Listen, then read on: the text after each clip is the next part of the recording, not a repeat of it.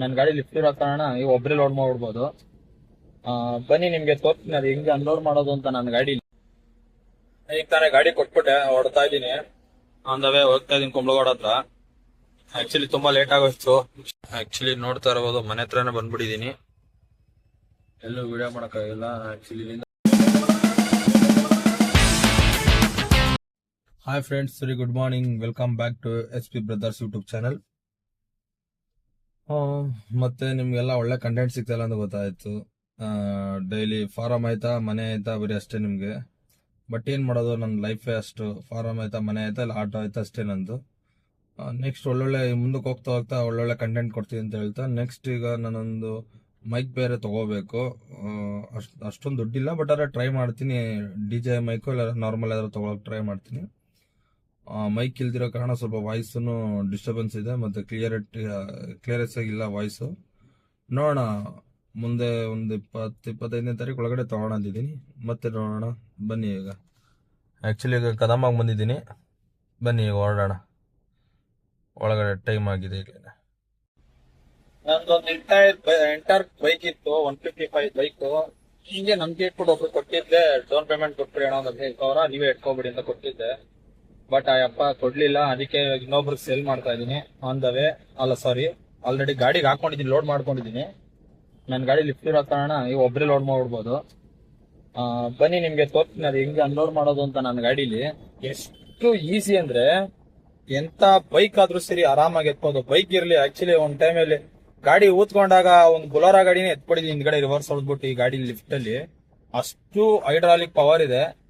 ಇವಾಗ ಬನ್ನಿ, ಇವಾಗ ಆಕ್ಚುಲಿ ಆ ಗಾಡಿನ ಇಳಿಸೋದು ಹೇಗೆ ಇಳಿಸ್ತೀನಿ ಅಂತ ನಿಮ್ಗೆ ತೋರಿಸ್ತೀನಿ. ಇವಾಗ ಒಂಡ್ರಲ್ಲ ಗೇಟ್ ಹತ್ರ ಇದೀನಿ ಕರೆಕ್ಟ್ ಆಗಿ. ಇವಾಗ ಬನ್ನಿ, ಇವಾಗ ನಿಮ್ಗೆ ತೋರಿಸ್ತೀನಿ ಅದು ಗಾಡಿ ಹೆಂಗ್ ಅನ್ಲೋಡ್ ಮಾಡ್ಬೋದು ಅಂತ. ಈಗ ತಾನೇ ಬಂದ್ರೆ ಗಾಡಿ ಇಳಿಸೋಣ ಅನ್ಬಿಟ್ಟು.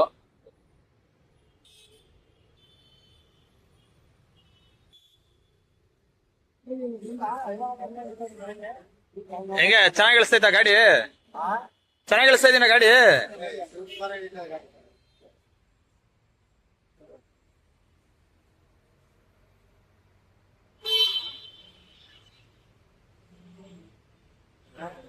ಎಳ್ಕ ಹಂಗೆ ಎಳ್ಕೋಣ.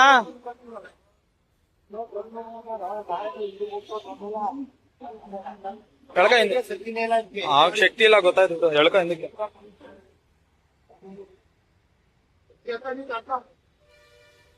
ಬಾಯ್ ಬಾಯ್.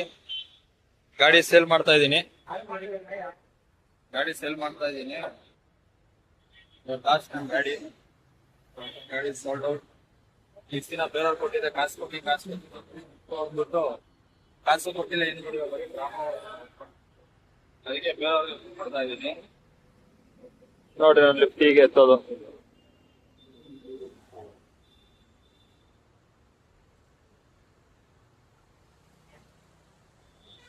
ಆಯ್ತು, ಗಾಡಿ ಕೊಟ್ಬಿಡಾಯ್ತು. ಇನ್ನು ಅಮೌಂಟ್ ಹಾಕ್ಸ್ಕೊಂಡು ಗಾಡಿ ಹೊರಡೋದೆ. ಬರೇ ತಿಂದಿಂದ ಎತ್ತೋಡೋರು.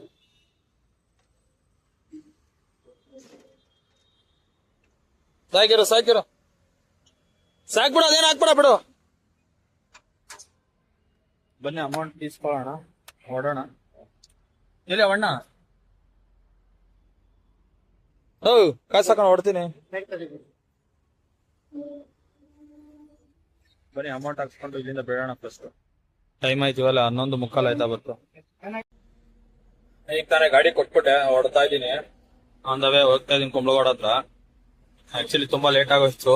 ಇಷ್ಟೊತ್ತಿಗೆಲ್ಲ 11:17 ಇಷ್ಟೊತ್ತಿಗೆಲ್ಲ ಅನ್ನ ಹಾಕ್ಬಿಟ್ಟು ಬಂದ್ಬಿಡ್ತಿದ್ದೆ. ಫಾರ್ಮ್ ಕೆಲಸ ಮುಗಿಸ್ಕೊಂಡು ಬಂದ್ಬಿಡ್ತಿದ್ದೆ. ಬಟ್ ಈಗ ಲೇಟ್ ಆಯ್ತು. ಆಲ್ರೆಡಿ ಸೋಲ್ಡ್ ಔಟ್ ಆಯ್ತು ಗಾಡಿನು.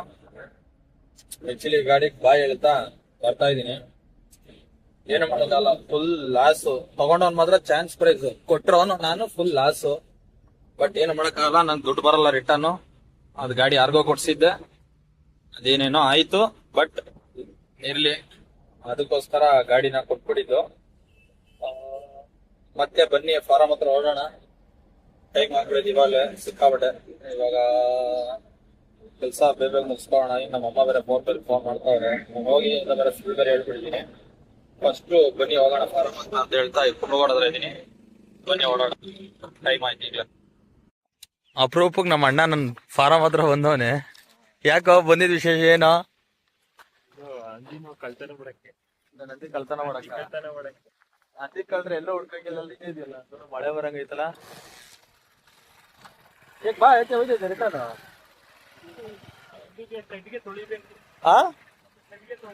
ಅವನಲ್ಲ ತೊಳಿತಾನ ಬಾರೋ. ಗಾಳಿಗೆ ಎಲ್ಲ ಅಲ್ಲಾಡ್ತಾ ಇತ್ತು ಫೋನ್. ಸರಿ ಕರೆಂಟ್ ಬೇಗ ಬೇಗ ತೊಳ್ಕೊಬಿಡು, ಹೊಟ್ಟೋಗ್ಬಿಡುತ್ತೆ ಕರೆಂಟ್. ಗಾಳಿಗೆ ಹೋಗ್ಬಿಡುತ್ತೆ, ಬೇಗ ಹೋಗು. ಫ್ರೆಂಡ್ಸ್, ಸಿಕ್ಕಾಬಟ್ಟೆ ಗಾಳಿ ನೋಡ್ತಾ ಇರ್ಬೋದು. ಸಿಕ್ಕಾಪಟ್ಟೆ ಗಾಳಿ. ಫಸ್ಟ್ ಕೆಲಸ ಮುಗೀತು, ಡ್ರಮ್ ತೊಳ್ಕೊಬೋಣ ರೀ, ಟೈಮ್ ಆಗ್ಬಿಡುತ್ತೆ. ಟೈಮ್ ಏನಾಗಿಲ್ಲ, ಬಟ್ ಅದೇ ಸಿಕ್ಕಾಪಟ್ಟೆ ಗಾಳಿ, ತಿರ್ಗಾ ಕರೆಂಟ್ ಹೊಟ್ಟೋಗ್ಬಿಡುತ್ತೆ. ಅದಕ್ಕೋಸ್ಕರ ಆಕ್ಚುಲಿ ಈಗ ಓಲೋ ಆನ್ ಮಾಡಿದೆ, ಒಂದೇ ಸತಿ ಈಗ ಆನ್ ಮಾಡಿದ್ದು. ಆಗ 6 ಗಂಟೆ ಆಯ್ತು ಅವತ್ತು ಟೈಮು. 400 ಸಮಥಿಂಗ್ ಏನೋ ಬಾಡಿಗೆ ಬಿದ್ದಿದೆ.